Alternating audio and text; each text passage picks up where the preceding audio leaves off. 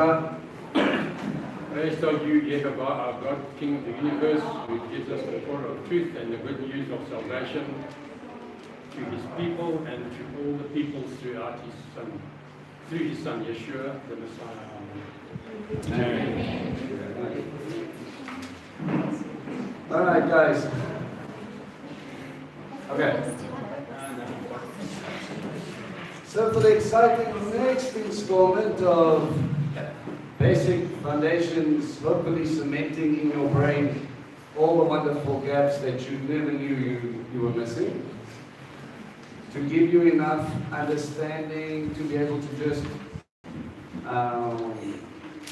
hopefully when you have these foundations in your head, when you'll be looking at scripture, you'll be looking at context, when people ask you questions, you will be able to lean on these things. All right. Wow. Hello. Full out. Okay. Yes, I see me too. All right. So last week we discussed basic rabbi discipleship, what it is to be a rabbi, and while I have your attention, you then can identify the link. You can break this down for me very quickly. What's the process? Rabbi discipleship. Traditionally, how long is a disciple trained for? 7 years. 7 years. Who chooses? The rabbi. The rabbi knew what was different? No. Yeshua chose. They would come to the rabbi, but he would ultimately decide whether they were worthy. Right. The disciple would choose the rabbi would allow it. Yes. Okay? Once the rabbi says okay, he says, Lef achorai, come and follow me. Come and follow me means what? Be like me, live like me, walk like me. Be like me. Alright? What I want to do is I want to frame this stuff for you today. Did Messiah follow Torah? But I'm going to frame it in a slightly different way than what you're probably used to. I'm going to take it back into the law, because when we look at it, when we look at scripture, it talks, the rabbis have got, again, a couple of interesting sayings.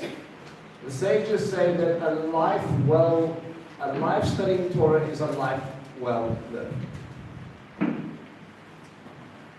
Okay? A life studying Torah is a life well lived. They saw the prophets as, quite simply, this is what happens when you do follow Torah, and this is what happens when you don't. There's consequences, good and bad. When Israel did well, God was good to them. When they walked away from Him, problems. Who created those problems? They did. How did they create them? They lifted up something higher than their God, and they started saying, let's worship like them. And He says, you want to worship their gods in my land. Well, that's not going to work. And they had to leave. Okay? Sages also talk about sort of their, if we could frame it like this, it's not the only statement obviously, but if it's they wanted to live the Torah, teach the Torah, and die the Torah. Okay? Now in those three brackets, I want to frame Messiah. You want to live it, you want to teach it, and you want to die. My life's work is following the very word of God. The entirety of my being is about Him.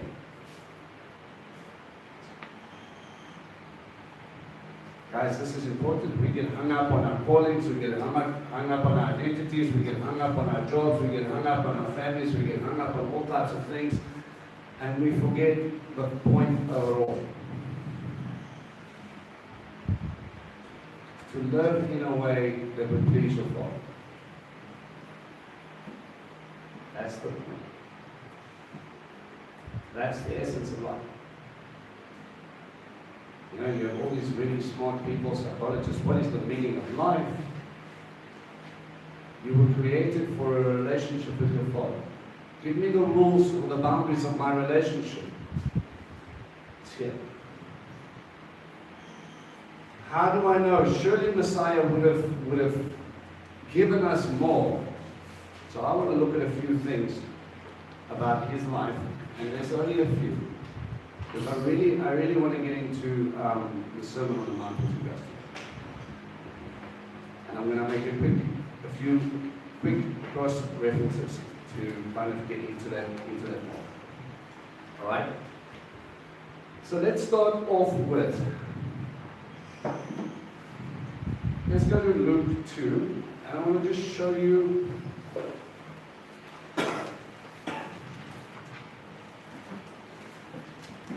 What's up? We kind of read through this. What was it hard to go from?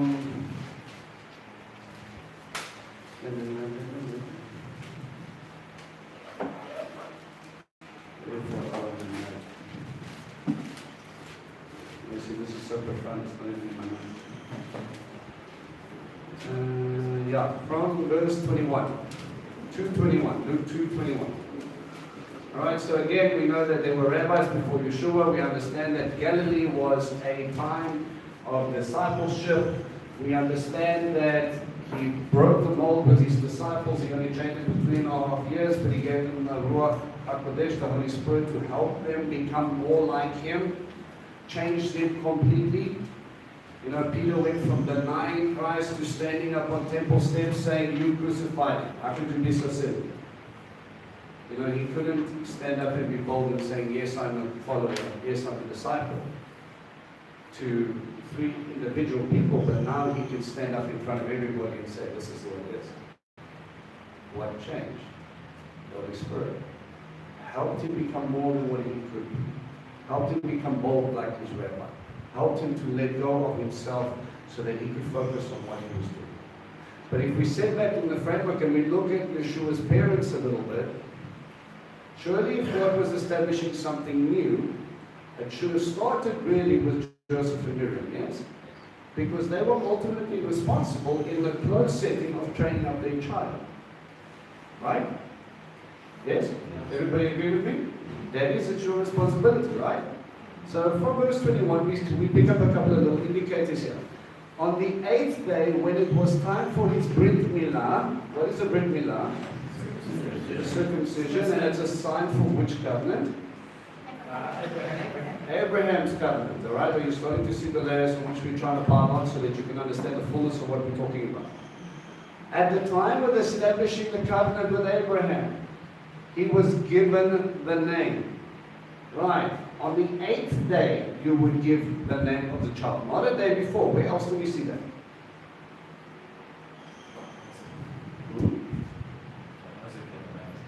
On the 8th day? Oh.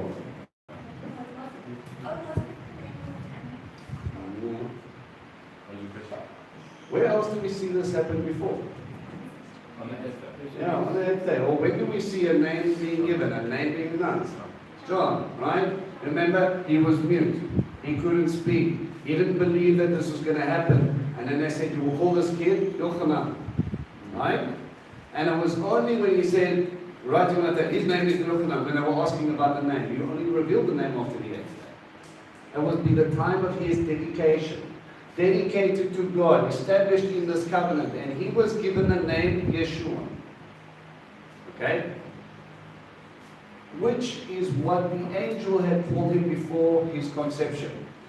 When the time came for his purification according to the Torah of Moshe, or your translation might say according to the law, they took him up to Jerusalem to present him to Adonai as it is written in the Torah. Every firstborn male is to be consecrated to Adonai and also offer a sacrifice of a pair of doves and 2 young pigeons as required by the Torah of Adonai. Exodus 13, verse 2, verse 12, and verse 15. So it is a time of dedication. There was in Jerusalem a man called Shimon, and he was a Sadiq. What's a Sadiq? A righteous man. He was devout. He waited eagerly for God to comfort Israel. and the Ruach HaKodesh was upon him. Really? When was the Holy Spirit poured out?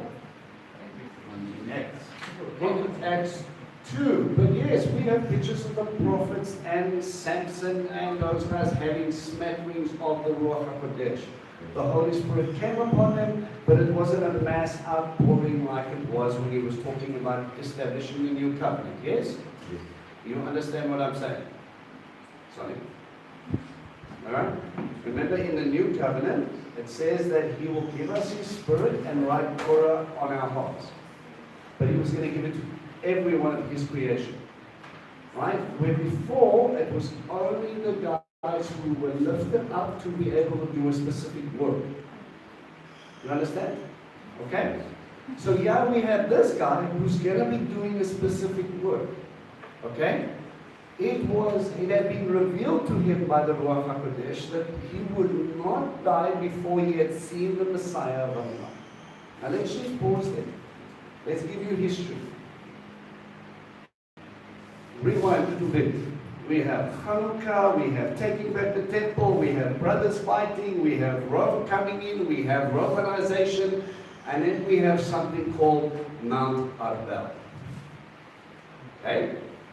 Before Messiah, bookmark, Mount Arbel. Now this is a lovely story. Okay? Revolt against Rome. Pushing back, pushing back, pushing back. Rome is a big machine. Already decreed by God how long ago through Daniel who was going to be the empire of the time. Came up and people pushed and they couldn't make headway. They just got pushed back and eventually there was a cliff face on Mount Arbel and they actually climbed down the cliff face and started living inside the cliffs. Rome found out about this, they sent down a net, climbed down the side, grappling hook style, throw it into the dark cave, pull out quickly, whatever it latches onto, yank, fall, die. Okay? Why do we need comfort? Why is he waiting for comfort? People are being persecuted for their faith. We're in the land but we're not free. Who else can free us but the Messiah? And they're waiting for freedom. The messianic fervor, expectation of the Messiah is massive. Purely because their heart cry is so big. And like, you need to free us. You need to save us. Who can stand up to him? No one can. You did it when you took out Babylon. You've dealt with Persia. You've dealt with the Greeks. He was looking for comfort. His name was Yeshua. It meant salvation. They wanted to be saved. They wanted to be saved. They wanted to be comforted by their God. You understand?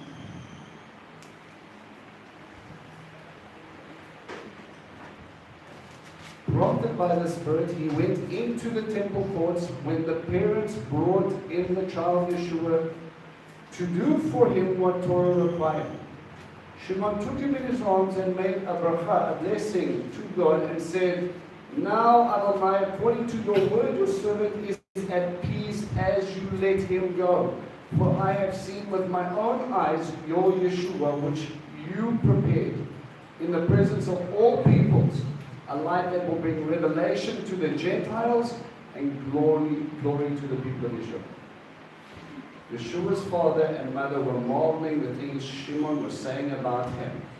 Where did he say, "Hi, my name's Shimon, what's the son of your name"? Nowhere. So how did he know his name? My own eyes, with my own eyes, your Yeshua.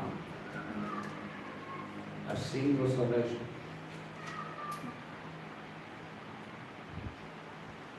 This baby, 8 days old. Imagine a faithless man. How many of you looked at an 8-day-old baby and said, "This is the King of Heaven"? This is the salvation of the people. We look at an 8-year-old baby and go, cute, what's its name? That's it. No, what's it supposed down? And yeah, he comes in and he does it. And we started to see a pattern here. They come up to Jerusalem, they give offerings accordingly, they dedicate him, they bring him. Later on in the same chapter, they go up to Jerusalem for Pesach.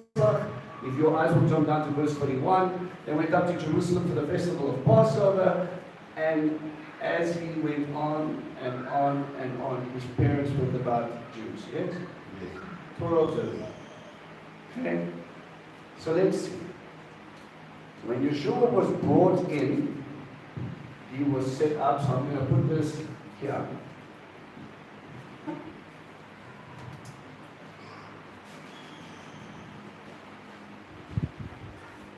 Brit Milah had 8 days.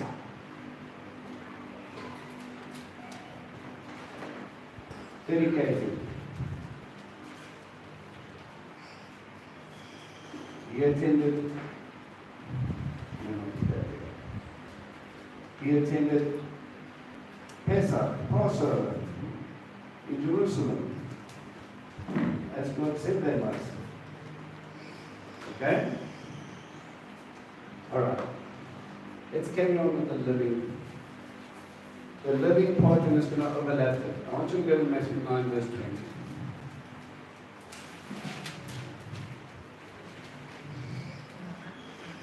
9 verse 20. That one, that's right.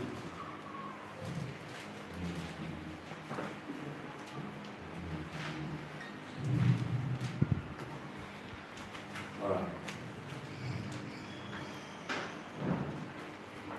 I'm going to start from verse 18 to give you a bit of context.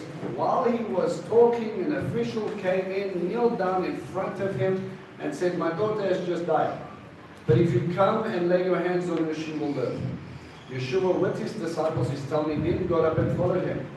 A woman who had a hemorrhage for 12 years. What does your translation say? She was bleeding. Right. Is that a clean or an unclean thing? An unclean thing. Okay? Can she go up to temple? No. Alright. Just frame that for a little bit. She approached him from behind and touched the tzitzit on his robe. Other translation. The hem, the corner, but the Greek word actually means twisted cord. Now, there are many different traditions about how many knots and how you should tie tzitzit, but one thing everybody agrees on, it has to be braided. It has to be a twisted cord. Now, if Yeshua was blameless, as we know he was, and he was the Word, it is, well, let me put it to you this way. If he wasn't wearing tzitzit, do you think the people would have taken him seriously? He wouldn't have been seen as a Sadiq, he wouldn't be seen as a rabbi because he doesn't even uphold Torah, and it's on the corner of his garment. Okay? With 99.9% surety, we can say she reached out and touched his tzitzit. Alright? Now, that's nice. While we're there, why would she reach for the tzitzit? Why doesn't she just say, "Son of David, Rabbi, pray for me, do something"? Why does she want to touch the tzitzit? She believed God mere touching his garment should be healed. Yeah, right. I could have touched the edge of his sleeve. I could have touched his collar. It's a symbol of second God. Really? What? If we were going to allow that, let's come back to that in a second. What does Torah teach us about tzitzit? Why do you wear it? Mom? So you know who you belong to. It's supposed to remind you every time you look at it, who is your Heavenly Father. No, it's to remind you that you would see and do what I told you to do. It's a reminder to keep Torah. Simple. Remember, why did God give us that mitzvah? Because Eve listened to the snake, looked at the fruit, and then thought about it before she grabbed the fruit. Scripture says she saw it and then she perceived. Okay. Here we find a woman who saw it and then perceived. She wasn't reaching out to become like God, she was reaching out for God. Now, if we take the illustration, in most cases, okay, sort of, let me not say most cases, generally the biggest sort of accepted way of tying it is 5 knots and 4 spaces. Yes? Yes. Okay. So if we were to look at a tzitzit today, you would have 5 knots representing what? First 5 books of your Bible, 4 spaces. Now let's just exclude the windings, but yes, 4 generally in Scripture comes up with Yud He Vav He, the 4 letters of God's name. Okay, and then it says linen. Linen was virtually undyeable in antiquity, very difficult, it kept on going out. So linen was always white. What does white represent? Purity, cleanliness, and what does blue represent? Right, heavenly royalty. Heavenly royalty mainly, right? Because, okay, when we look at the purple, that's generally the color of kings, earthly kings. But when we look at the coverings of the Ark of the Covenant, of the menorah, they would cover them and then they would cover it with blue. Why blue? Just to remind you of the sky. This is a heavenly tabernacle. Okay, this is a copy of what's upstairs. Remember, Moses saw in heaven and he came down and tried to make a copy as best they were allowed to. Except, how do I make an angel? Well, give me some gold, let Betzalel loose. Okay? And I will try and give you ideas and functions and pictures to be able to help you understand what I saw. And that's as best as what we can get. But if we look at the royalty, and remember, blue was extremely expensive. Okay? They call it royal blue for a reason. Alright, we know. Selling it for 70 shekels. It's pocket money. My first set at the Fed at about $100. No, just the cord, the blue. Yeah, $100. And then I paid 120 shekels for the last rabbi to come and find my tzitzit on my foot. Because the snails were huge. Right. What they had was, okay, we actually found tzitzit or blue tile makers. There was a talit factory, a tzitzit factory. And what they did is they found thousands of these little murex sea snails. And now you sitting here thinking, you go, okay, what did we do? And then we started to find fabric when they started to uncover the decks. And they started to test the fabrics and they started to see what was being harvested. And they saw that out of the murex snail, they were able to harvest like a blue dye. Obviously the death of the snail is just part and parcel of it. And then they would take this 1,000 sea snails to make a bundle full of blue dye. Now go and dye for 1,000 snails so that we can dye your tzitzit. How much would you pay? Now I have this lovely blue cloak. Well, I have this cloak that I want to make blue. How are you going to? Well, we probably estimate we need 13,000 sea snails and we might get a light shade. No, you don't understand who I am. So when you hear of people that are selling purple cloth, the shade of the color actually was determined by how long I let it out in the sun. Okay, so we can get a very dark blue or a very lightish blue depending on how many hours of sunlight I get. Okay? It is a lot of money. And God says, put it on put it on the corners of your garment. Put it on your clothing. Okay, granted, you probably only had 2 pairs of clothes. But still. This was about reminding you who you belong to. You are royalty in His eyes. Don't you forget it. And if you want to be part of the kingdom, you've got to live kingdom. She reached out for God. His instruction, His name, His kingship, and she gets restored. Son of righteousness for life. Healing the wings.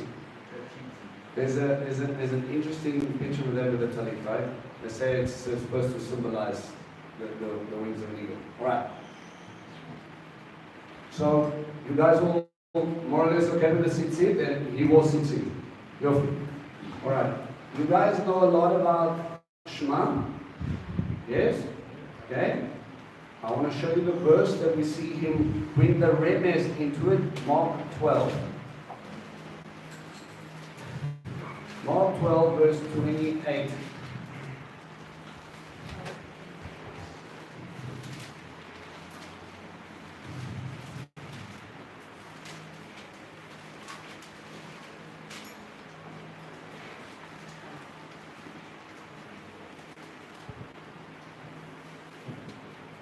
Alright, so one of the Torah teachers came up and heard them engaged in this discussion. Now, okay, today we'll look at it and we will talk about Torah teachers and we will go, oh, those people. A Torah teacher was well regarded and lifted up in his community. Okay, this was someone who was esteemed. Yeshua had the harshest words to say to them because you know so much, but you act so little. You know Torah, but you follow traditions of men instead. You take your traditions and you make them higher than Torah. Or you keep Torah, but you don't have the heart of God. Many different cases. This is one such case. He heard them and engaged in this discussion. He's like, we're discussing Torah, let's have a discussion, okay? Seeing that Yeshua answered them well, he asked them, you catch that verse? He was testing him. Let's listen to his answer and see if he knows what he's talking about. Which is the most important mitzvah of them all? Yeshua answered, the most important is Shema Israel, Adonai Eloheinu, Adonai Echad. Hear, O Israel, the Lord is God, the Lord is one, and you are to love Adonai your God with all your heart, all your soul, and with all your everything. Understand, your strength. Alright? Deuteronomy. Sorry, the translation here says the first, so it's the greatest commandment. The greatest. Okay? This is the greatest commandment. We know it's not the first of the 10 commandments because the first one is, I am the Lord your God who brought you out of Egypt. Right? Okay. So he goes and he pulls from Deuteronomy 6. Now, what do you know about a rabbi who uses a remix? They're using one sentence to quote the whole chapter. Right. So very quickly, let's go to Deuteronomy 6. Now, this is only one portion of the Shema. It was a prayer that was developed, but I'm going to just give you an indication. What I can do is I can post a link for you if you don't have it.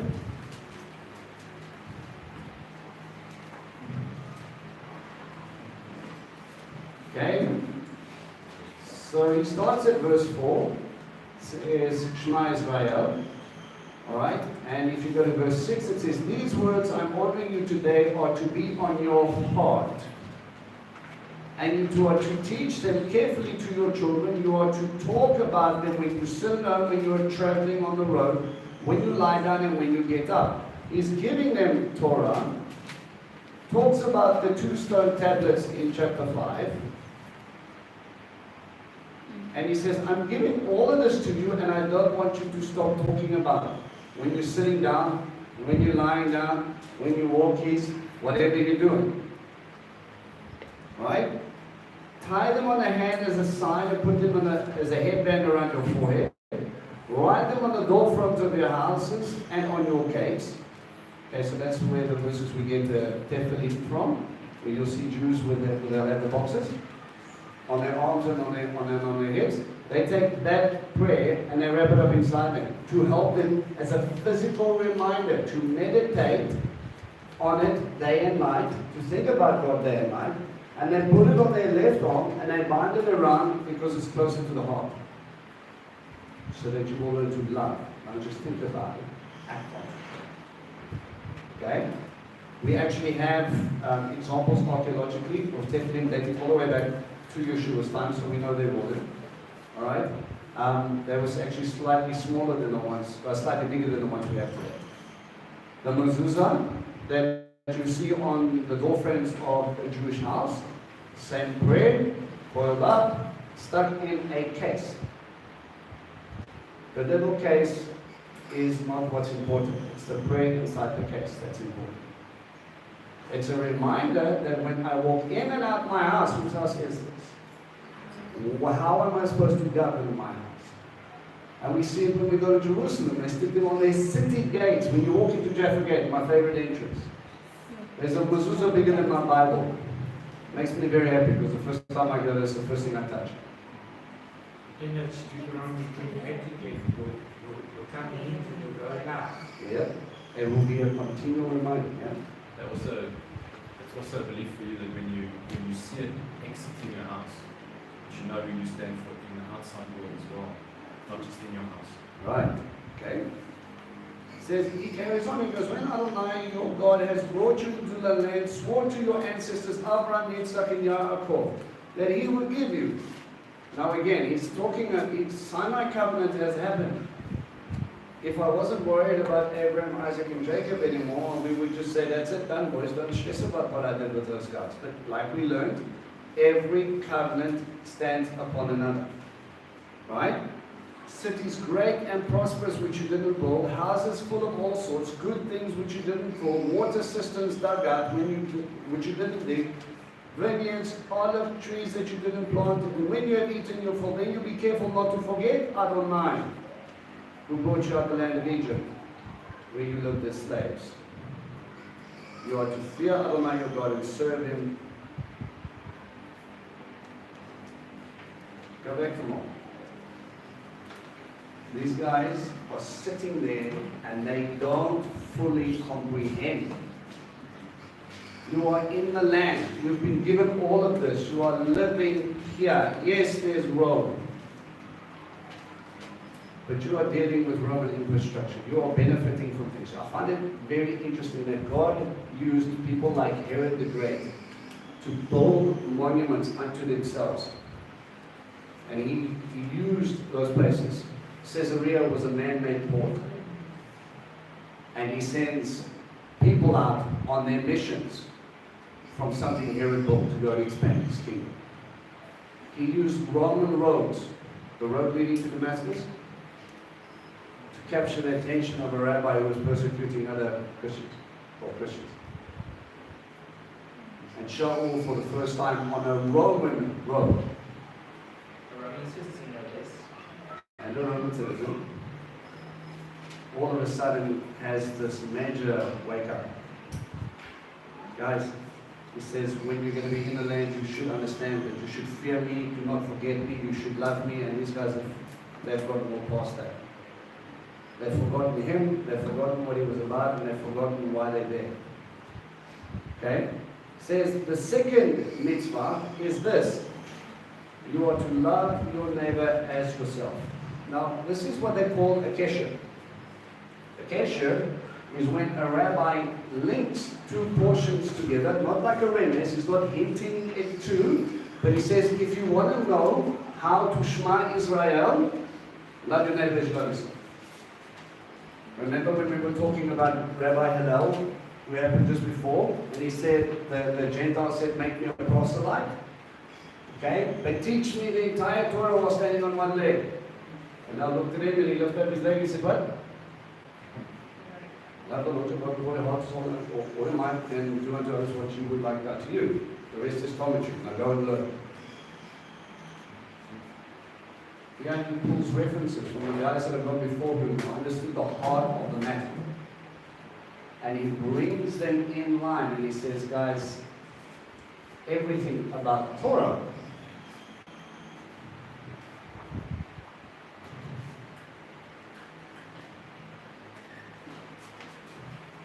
first starts with Shema. What does Shema mean? Hear and obey. If you don't obey, you didn't listen. If you didn't obey and you heard it, you're in rebellion. Listen to me enough. You know more than most people do. God's going to hold you accountable for more.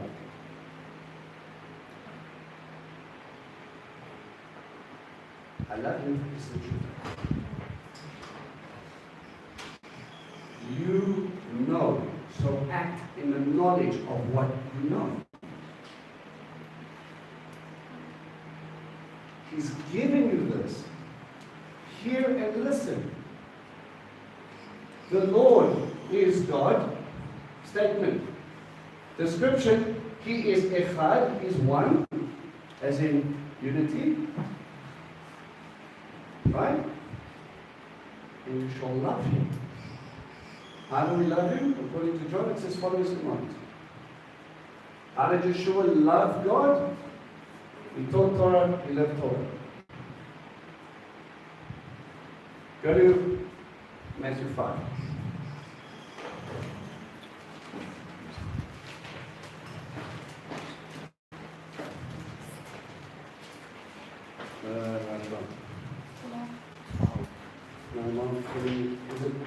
Where's all of this?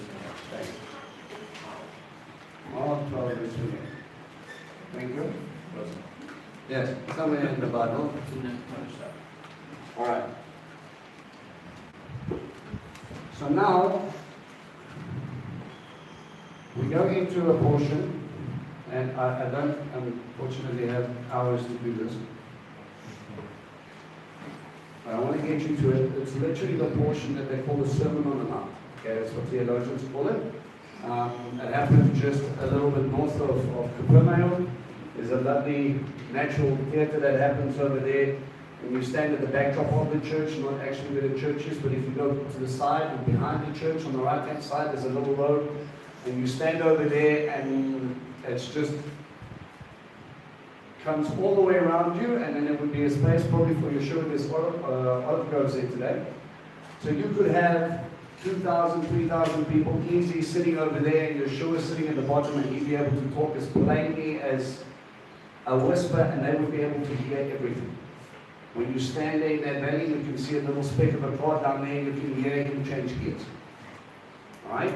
It's a very interesting place. He chooses this place to bring them in here. Now let me just quickly set the stage. Who wrote the Ten Commandments? Finger of God. The finger of God, which function? The Ruach HaKodesh, the Holy Spirit, right? So the same Holy Spirit that in the New Covenant was going to write it on your heart, yes? Right? Okay? When did that happen? Was it on a flat piece or on a mountain? Mountain. And here we have Yeshua, the Word of God, on a mountain, being filled with the Ruach HaKodesh, explaining the Word of God.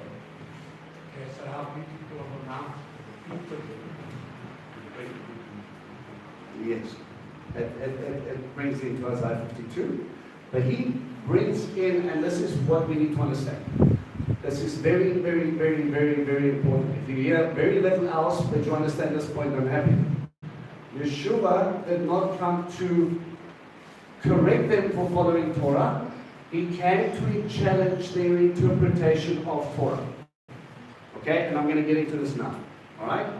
So he goes, seeing the crowd, Yeshua walked up the hill and he sat down. His talmidim came to him and he began to speak. And there he taught them, how blessed are the poor in spirit. Okay, the Mount of Beatitudes for the beautiful sayings. For the kingdom of heaven is theirs. What does it mean to be poor in spirit? Sorry? Humble. Humble. Someone that knows they need God to fill them, right? How blessed are those who mourn, for they will be comforted. Why are you mourning? Mark? I would assume because you realize how big the gap is between you and God, how unrighteous you really are. Can I ask one aspect? How many of you mourn for people in your family that are not following God? right way. How many people are sitting there not following the Messiah that they were crying out for?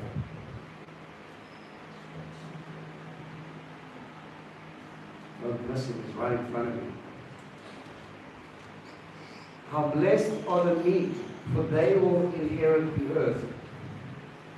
Remez. It's actually to Psalm 47. I'm not going to go there. Meek means what? Okay, gentle, or you think about other people more than you think of yourself. How blessed are those who hunger and thirst for righteousness, for they will be filled. Righteousness. Who is righteous? God is righteous.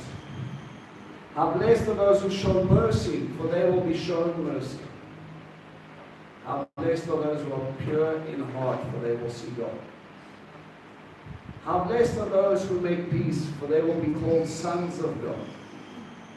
How blessed are those who are persecuted, because they pursue righteousness, for the kingdom of heaven is theirs. Do me a favor. Blessed, actually in this context here, actually he's quoting a tribe name. Asher. Blessed means happy, fortunate, and fair. Right? Mark verse 10 for me, and keep that as a little drinking pot for you when you get tired and thirsty. If you're doing what's right in accordance with God, and everybody else stands against you and says you're stupid, you're not nothing, you're an idiot, you don't understand the scriptures, etc., etc., you come back and you remind yourself about what Yeshua said here. How blessed are those who are persecuted, because they pursue righteousness. The word. For the kingdom of heaven is theirs.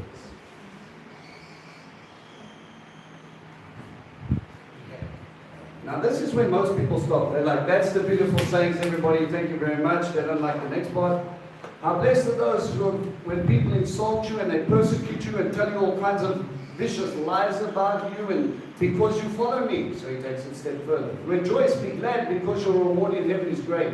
They persecuted the prophets before you in the same way. Let me remind you, they persecuted him the same way too.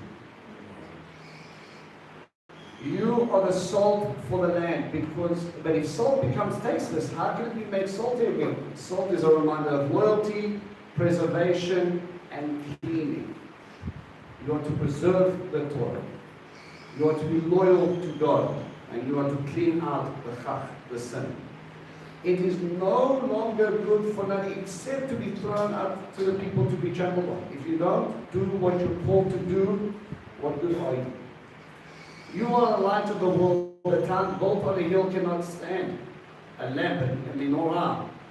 Likewise, when people light a lamp, they don't cover it with a bulb, but put it on a lampstand so that it shines for everyone in the house. In the same way, let your light shine before people, so that they may see the good things you do.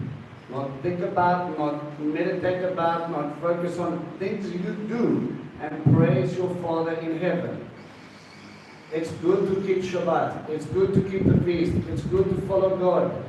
They will praise Him for your goodness. Don't think that I have come in be here. Don't think that I have come to abolish the Torah or the prophets. I have not come to abolish, but to fulfill or complete. Alright, pause. 2 Hebrew words that you need to know.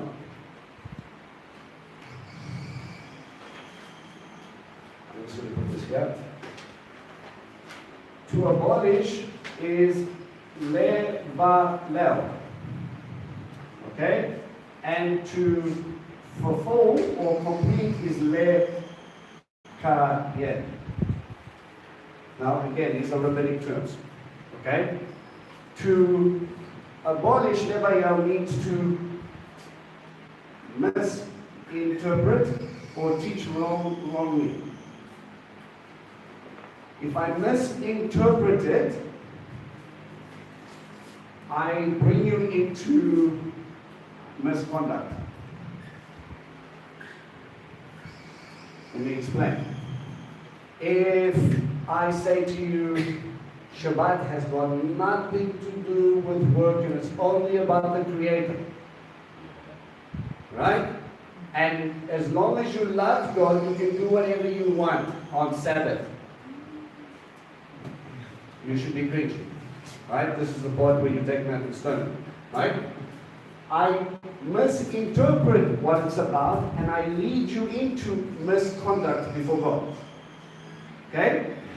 So what they say is, no, you don't understand. You're nullifying the word of God if you do that. You're misrepresenting Him. You don't understand. Now, lekayem, okay, is the opposite of that. Means to sustain, establish, and preserve. Literally to lift up and put in place. Shabbat is about the Creator, and He tells you to rest from all your works so that you can have time with Him. I agree. You are preserving the Word of God. Now, understand how difficult this is. You have rabbis, and you have rabbis, and you have rabbis. We call those denominations now. And your rabbi will say, don't worry about the Old Testament, don't worry about this, don't worry about that. Because his frame of reference is born on how he understands the Word. The problem is your perception. Even though, like we said before, this is really a black brick. Yes? From your perception, it's about the same size. Until I take your perception and I do this. Oh, that's a very thin black brick. And then I do this. Oh. Okay, it's not a brick anymore. Then my definition of everything changes.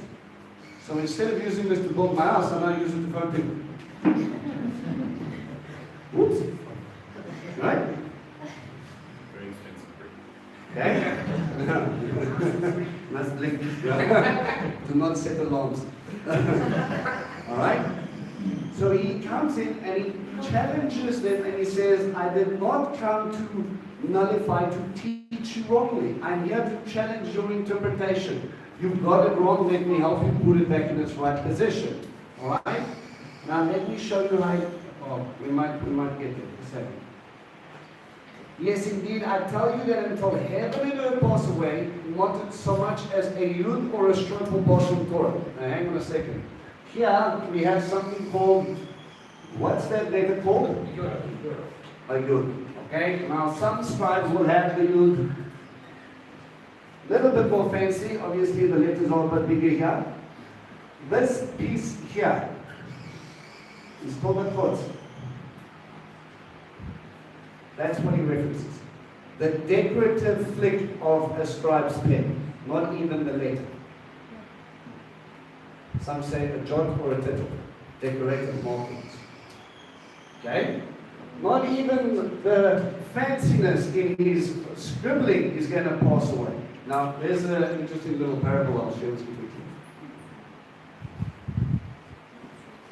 They used to teach, it was sort of a mishnah, sort of pass me down.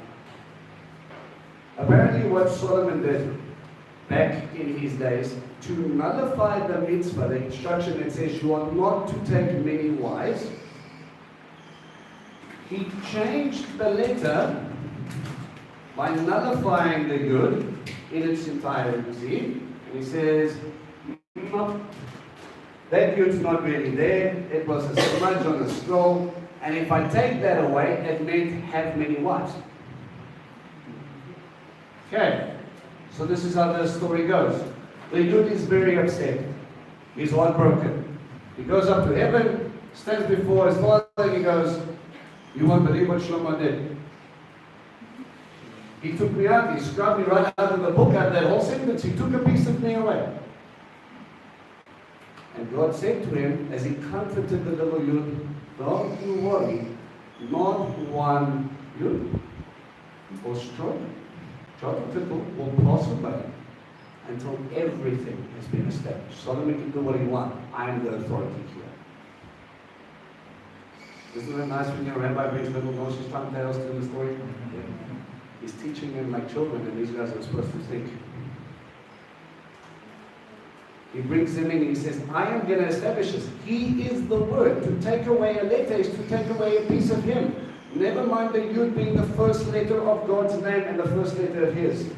Just how it works. Alright? He carries on. Jump down to verse 21 for me. Chapter 5, verse 21 in Matthew. You have heard that our fathers were told, do not murder. So he brings in Torah. This is what the verse says. Okay? And anyone who commits murder is subject to judgment. But I tell you that anyone who nurses anger against his brother will be subject to judgment. Okay, so now we teach in many circles that you see, he says, you've heard them say, but I tell you it starts here. But he just said he's not here to take away from it. He's here to preserve it. So he's saying, you guys will walk around with hate in your heart. You will be angry, you will be frustrated, you will look at them, you will have those. There used to be a series many years ago. Back before I was saved, there was Ellie McDill. Right? And they used to have like these flashes of, when she lose her nut, like pick up something and throw it across and hit them in the head. You would imagine hurting them. Right? And then you would say, I'm blameless before God, I have kept the Torah. Really? He's taking them back to what hooked him first. He says, you're thinking about it. You're imagining. Your heart is so hard, how are you supposed to love him? You want to destroy him. Tell me you love your neighbor. You know nothing about it. He carries on. Jump to verse 27. You have heard that our fathers were told, do not commit adultery. But I tell you that a man who even looks at a woman with the purpose of lusting, he has already committed adultery with her in his heart. How long is it going to take for you, for your thoughts to take over into action? How long?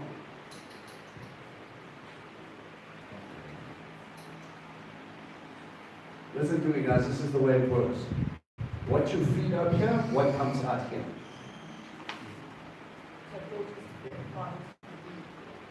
Absolutely. You think about it. Oh, it just happened. You know what it? There I was skipping through the meadow, saw a lily and slapped the guy. No. Something happened to get you upset, and you were so frustrated with this person that all that guy needed to say was hello, and he would have clapped. Love him? He says, you guys heard the Ten Commandments? You took hold of that covenant and you said it's for us, but it hasn't penetrated here. You haven't changed here. Because if you were really upset about your brother and the way he acts, why aren't you praying for him? Why aren't you teaching him? Why aren't you grabbing elders and going to him and saying, what are you doing?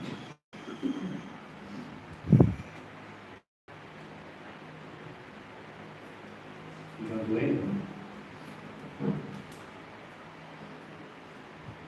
Listen to me, one of the biggest problems we have today in our, not just our congregation, but in church in general, is apathy. You get to the place where you just don't care. So he's saying, it's his life is all enough. If I love him, I'm going to beat him. I will take the backlash. I will be the bad guy, but I'm saving. If I love him, I will confront him. If I hate him, I'll sit back, wait for God to put a tree over my head, and I'll smile like Jonah and look for the clouds. Sodom and Gomorrah is coming to a town near you. Let me just get my popcorn.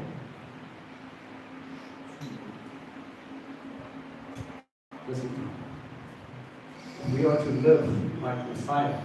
He went to people, he taught them because he wanted them to change. He wanted them to come in. He wanted to give them correct understanding so that their halakha, their walk, how they acted, will bring glory to the kingdom.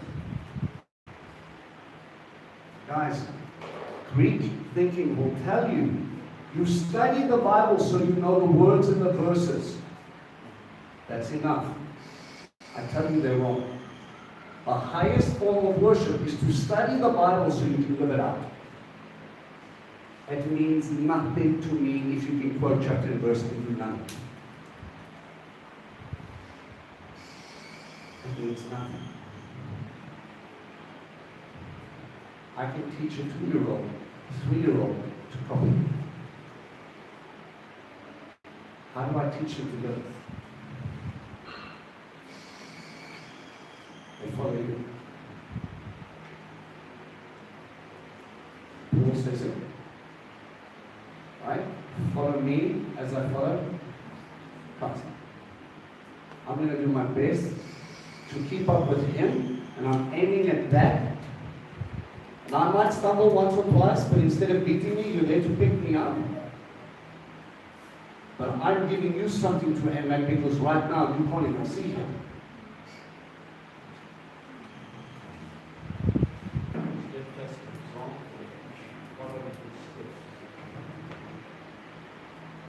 But sometimes we need someone to see that it's okay, we can do this. I've got a little over time. I want you to just very quickly. In 1 Corinthians 5, it talks about dying the Torah. Okay? It talks about him being our Passover lamb.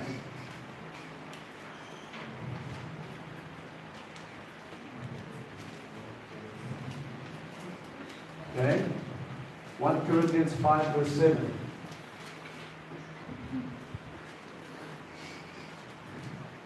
So when he died as a Passover lamb.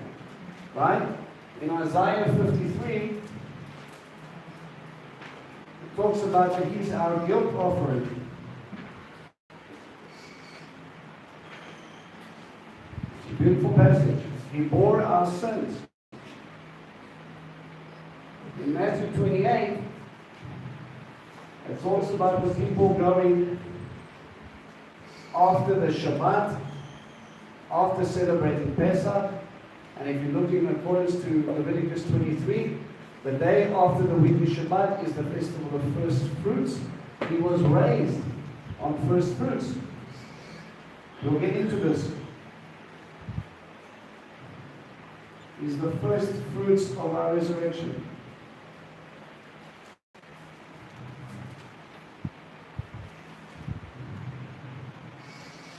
So if Yeshua was a sage that aspired to teach Torah, to live Torah, to die Torah, these are just some examples of how we reaffirm, how we preserve, not only by his actions, but what came out of his mouth. And he established it in such a way that he gives us something to follow. Now I'm going to quickly take you to 2 verses. We're going to go Matthew 10, verse 24.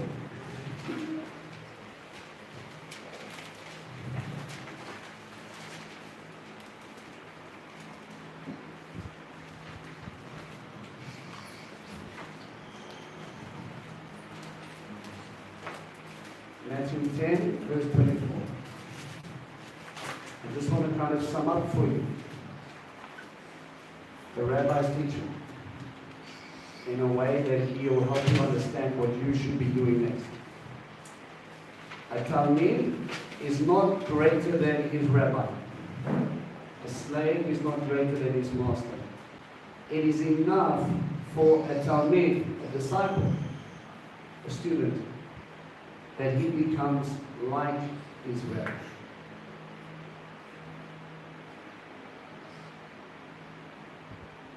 Go to 1 John. 1 John 2.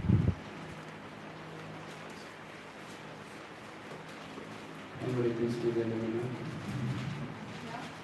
1 John 2, verse 6. I win. 1 John 2, verse 6. Yeah, no, it's a tricky one. Now, John, remember this is the same John, stand to be corrected, that receives revelation, the beloved of God. He talks a lot about love and divinity of Christ. Says, a person who claims to be continuing in union with him ought to conduct his life the way he did.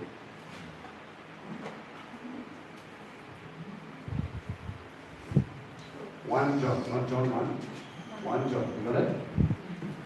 If you are going to walk with him in union, you together should live your life the way he did. Guys, the fullness of understanding what a disciple is so that you can become one. And as you study, and as you become and you choose to be a disciple, to give up everything else and to walk after your rabbi, to study him, to walk like him, to live like him. You know, it's kind of impossible to die like him because we can't fulfill those criteria. But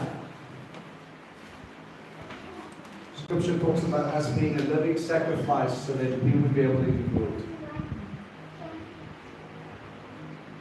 You need to get to the point that if he loved, you loved. If he kept Sabbath, you keep Sabbath. If he wore tzitzit, you wear tzitzit. If he taught Torah, you teach Torah. Help people preserve it. Help people understand it. Help people lift it up. Asatan has been very busy for a long time telling people that they should ignore it. The only way they're going to take it seriously is when they see people live it. Count the cross of discipleship. This is not for games. But man, I tell you, the reward is great. No? Some people get a little tripped up when they see sacrifice here. Sacrifice doesn't always mean taking fluffy and making a bride of it. It can mean simply just to give up something for something else. This is specifically talking about giving up your nature as a worldly person, sacrificing that nature for his nature. Those who walk in union with him need to act like him. Together. Right? There's lots of gifts out there, there's lots of blessings of it. Stop making excuses and start to follow. Alright? Prayer time is at a time.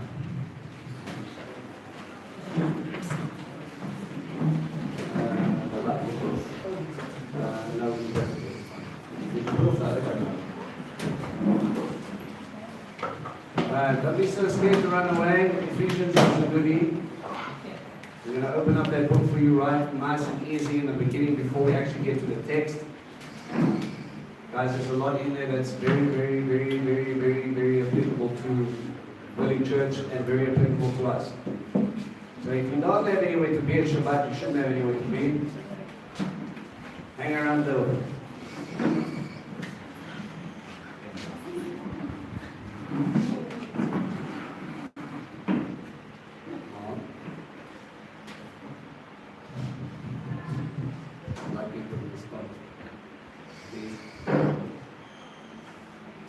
Father God, we thank you, we praise you for this time that we can just put everything that's the busyness that's going on in our heads and the week and stuff, and just come and sit at your feet and receive your word. Father, I pray that this word will be planted deep in our hearts. Father, Holy Spirit, we just pray that as that seed is planted, that you would just water that seed to grow, so that you would give us an deep understanding. So, Father, that the word will produce fruit in our lives. Father, thank you for your word. Thank you that you have so freely given for us, and we take it for granted. But Father, may we know that your word is there to give us a life, and life more abundantly. It is your instruction to life. And Father, that we will not take it lightly, that this isn't just an hour to pass, but Father, that we would truly drink, and we would drink deep from your word. Father, that we would go out and allow this word to just sink deep. In the name of Yeshua, we pray. Amen. Amen.